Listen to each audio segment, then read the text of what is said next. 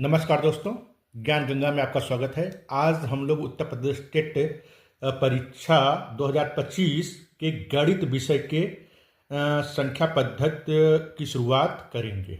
संख्या पद्धति में सबसे पहले हम लोग पढ़ेंगे प्राकृतिक संख्याएं। प्राकृतिक संख्याएं क्या होती है, प्राकृतिक संख्याएं विशेषताएं क्या होती है, इसके बारे में अध्ययन करेंगे। तो हम देख रहे हैं प्राकृतिक संख्याएं एनसीईआरटी की परिभाषा का, क्योंकि हमको एनसीईआरटी बेस पे ही पढ़ना है।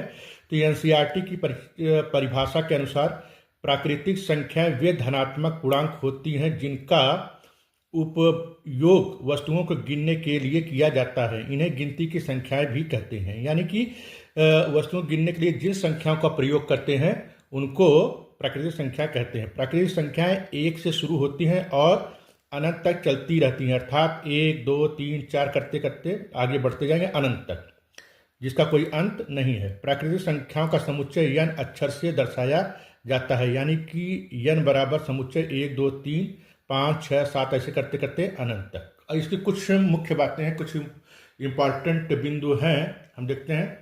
सभी प्राकृतिक संख्याएं धनात्मक होती हैं, यानी कि जितनी भी धनात्मक संख्याएं वो क्या होंगी, प्राकृतिक संख्याएं होंगी।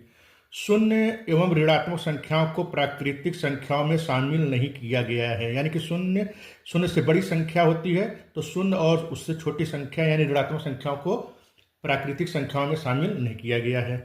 प्राकृतिक संख्याएं हमेशा शून्य से बड़ी होती हैं, जैसा अभी मैंने बताया था।